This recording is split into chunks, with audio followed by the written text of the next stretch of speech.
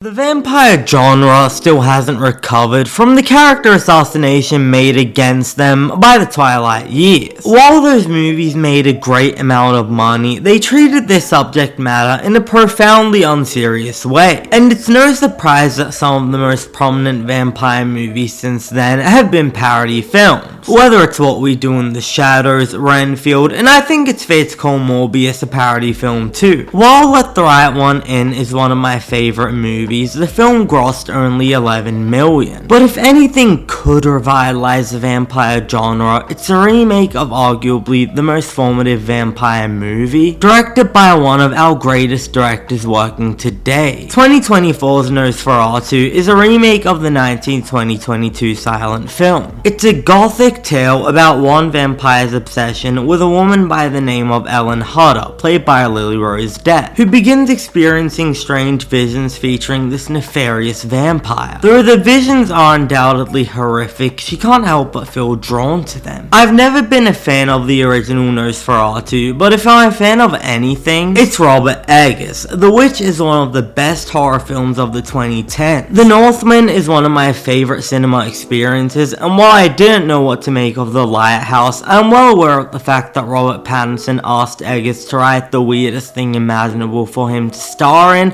and on that front, he succeeded. Nosferatu just might be his best film so far, an absorbing, immersive interpretation of the vampire genre. I watched this in IMAX, and with each shot, director Robert Eggers uses the canvas of the screen to immerse you in his darkly seductive yet horrific image of a 1838 vampiric plague-infested Germany. He takes horrific material and captures it in ways that are incredibly creative and delightfully grotesque, drawing you into the horror, and I can't imagine anything more fitting to put us in the shoes of Lily-Rose Depp's character. Each shot feels meticulously thought out, organized, and realized, as if the director managed to reach his hand into his own brain, pull out exactly what he'd imagined in his mind, and bring it to the screen with such absolute precision as to leave not even 1% of his vision discarded. If we lived in a just world where awards are genuinely awarded on merit and not campaigning, this movie would at least be tied with Dune as a cinematography front runner, but we don't live in a just world, do we? Though the film is not without jump scares, they are far and few in between, and the underlying feeling of dread emerges from the movie's immersive, spine-chilling atmosphere. When Nicholas Holt's Thomas Hutter walks the cold, snowy road awaiting the arrival of a carriage, you feel like you're standing right there with him, so you can't help but feel absolutely terrified. Robert Eggers dedicates an insane amount of research to his films, and that sense of plausibility only makes the worlds he creates more real and terrifying. Even if you don't know a whole lot about the subject matter yourself, you simply feel you're in good hands. When Eggers researches what a real vampire would realistically look like if it had existed,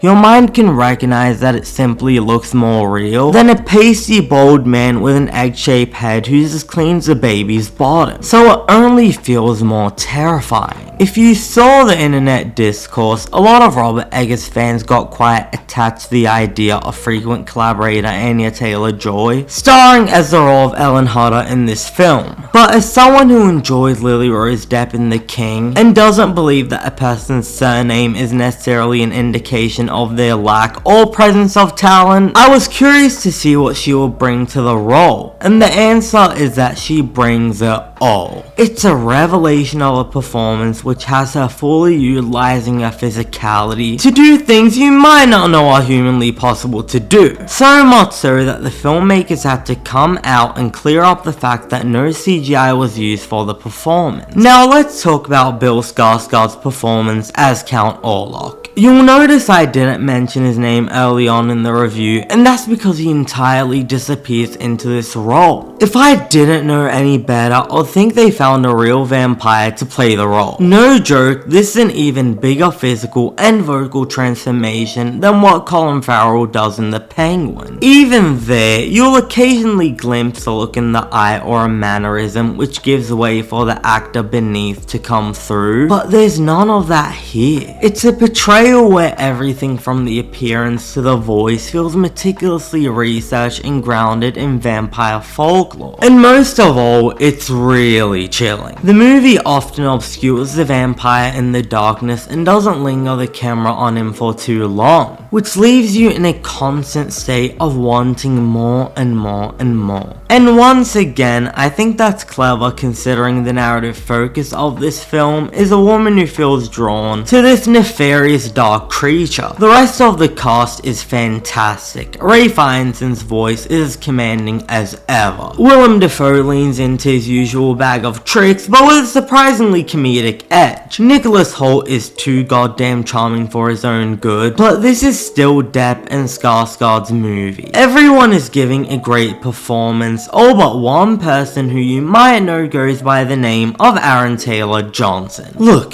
I let Kraven the Hunter slide because everyone in that movie knows it's a steaming pile of garbage, but there is no justification for being the first bad performance in not only this film but in any Robert Eggers movie. He's hamming it up and it feels entirely out of place in an otherwise dramatic film. If Willem Dafoe's performance is darkly funny, Johnson's performance is straight up goofy. I was pretty disappointed in the musical score, not because it was bad, but because it failed to elevate the film. But on a technical front, the immaculate costume design really helps immerse you in the period. There's a few moments in the middle which drag without Orlok's presence, but Eggers delivers such a stunning conclusion, I left the theater craving more. It's a stunning, captivating film that ranks amongst Eggers' best, and if he comes through with another movie like this, I think he just might have to become my favorite director working. And I'm giving this one a 9 out of 10. Thanks for watching. If you enjoyed this video, be sure to subscribe to the channel, hit the like button, and let us know what you thought about this movie in the comments below. I am Cinemike, and I'll see you next time.